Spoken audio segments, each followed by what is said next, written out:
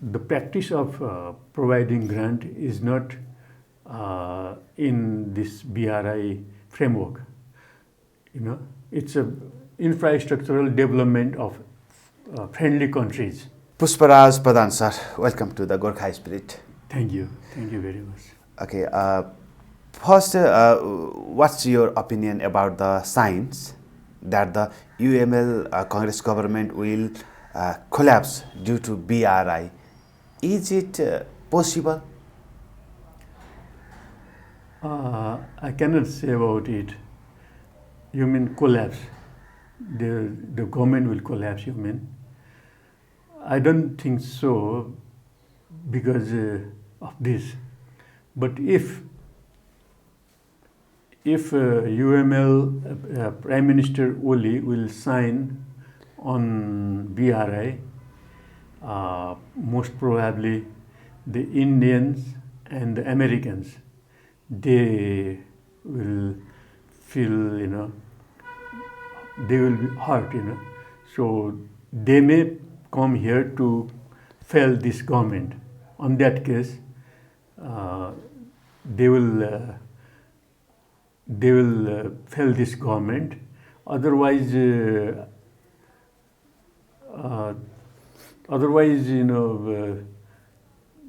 government may fail due to their own act, like people are agitated, people are dissatisfied, our local people, and they may come.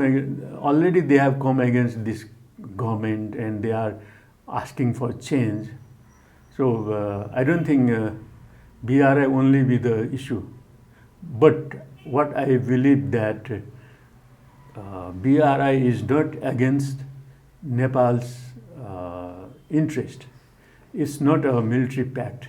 It's not a strategical friendship between China and Nepal. It's not like it's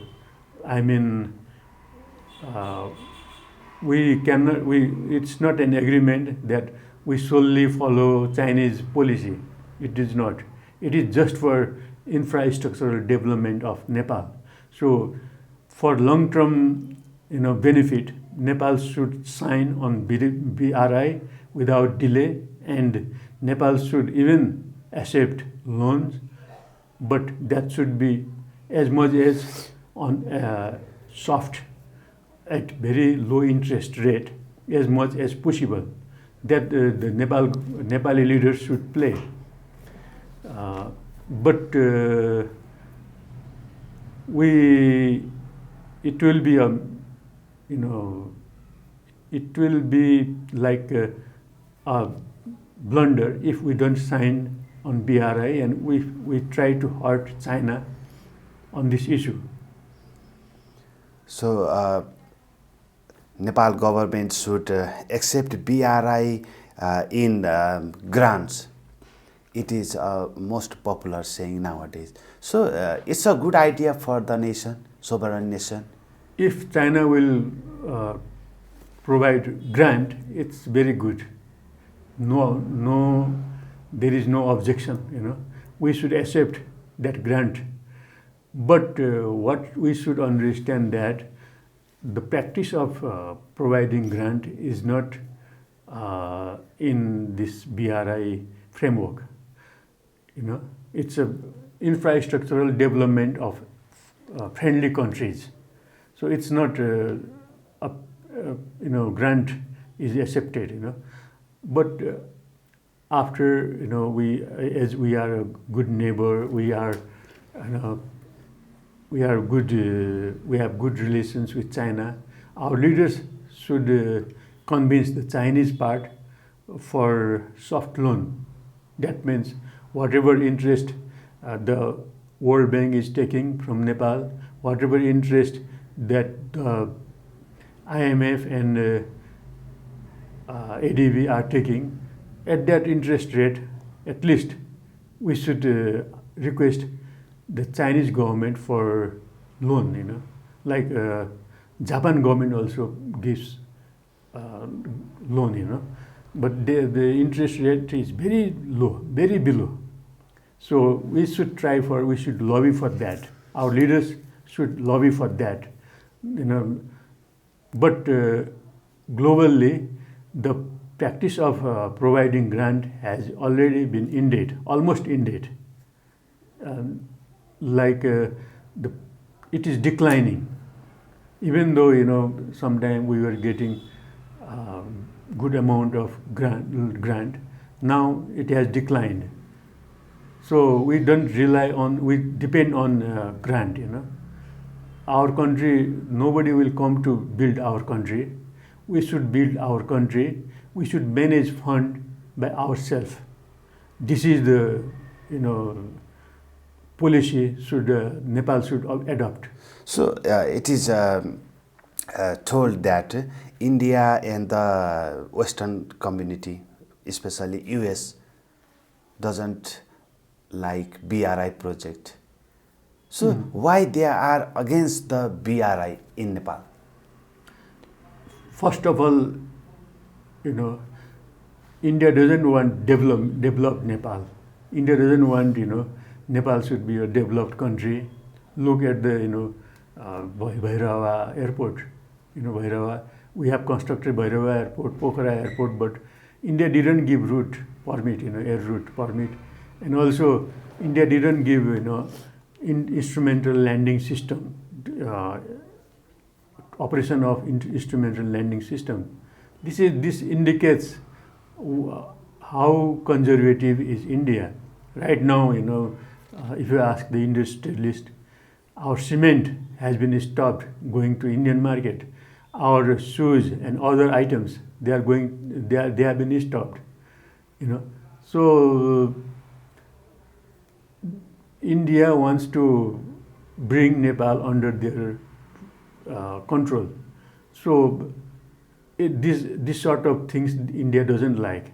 If BRI is accepted, if projects under BRI will come here, then Chinese will obviously come here. Chinese, but every time Indians have objected China's presence in Nepal. So to contain China, Indians are saying, don't sign on BRI. Similarly, Americans are here with MCC. Americans want to contain China, and as well as India also. So Americans also doesn't want more further involvement of China in Nepal. So this is the main reason. So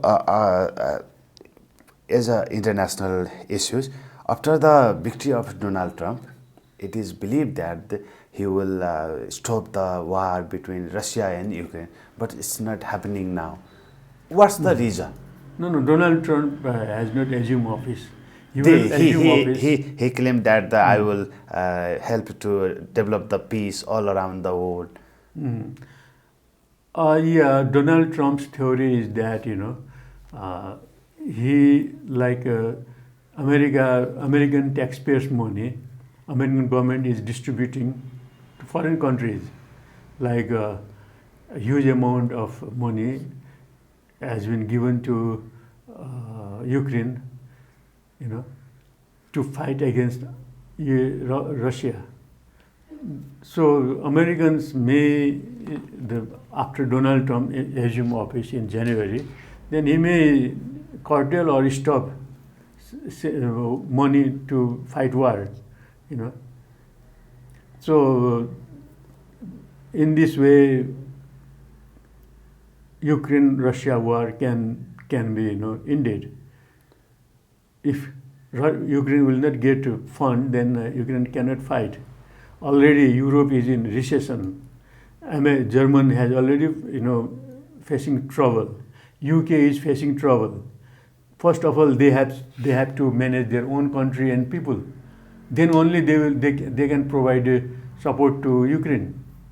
So this international order, not because of Donald Trump, but because of their own economy, like America is also facing economic crisis. If China will not buy the debenture, American debenture, then American economy will face a very serious problem.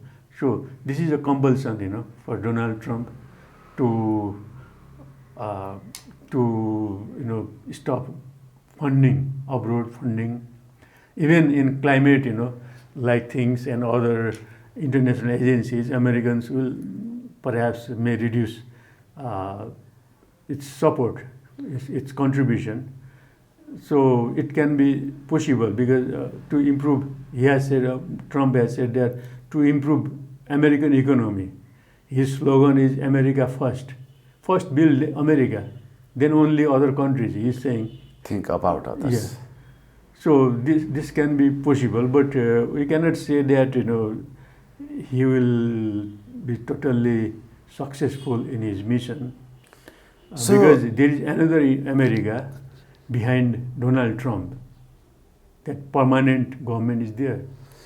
Okay, so I'm curious about the big projects.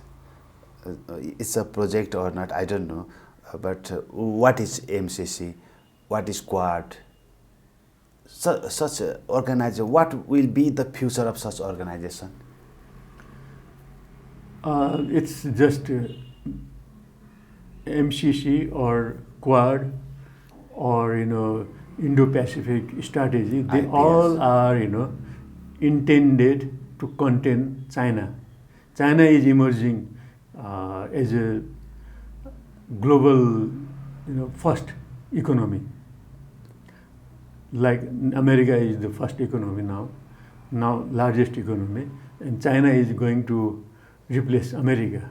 Americans are worried about losing their dollar, dominance, losing their economic dominance, losing their, strategic dominance. Like American, after the collapse of USSR, America has become a sole power country. Now, South, this sort of, developing countries and underdeveloped countries have joined hands, and there is BRICS, there is South, other countries have also joined, have also developed their own organization, and they are advocating for multilateralism. That means not a dominance of a single country, not a dominance of America. We should have multilateral dominance, multilateral leadership. That is led by right now. That is led by Russian-Chinese partnership. This theory, this what we say doctrine. So America is seriously worried about losing its dominance. Like they have started to, the other countries have started to deal with their local currencies by discarding dollar currency, and now another currency is emerging, and the American dollar is going to be sidelined. This is the scenario. So, after the victory of Donald Trump, there will be nothing changed. No, there will be some small changes, like he will stop grants to developing countries. He will stop American contribution to climate change, sorts of things, organization, and the UN maybe he will reduce American contribution in UN, In these things he can do, and he can again maintain a strict rule for the Migrants. immigrants, people there in America, and those who are staying in America illegally, they may be ousted, deported to their countries, So this sort of things he can do, but major thing is that continuing American dominance. On this, you will have to follow the permanent government's instruction. So he cannot do anything, strategically it means MCC can dominate BRI in Nepal. No, I don't think China will remain silent. This is not yesterday's China, you know. Yesterday's China, Deng Xiaoping's China was concentrate about local, you know, empowering in China, you know.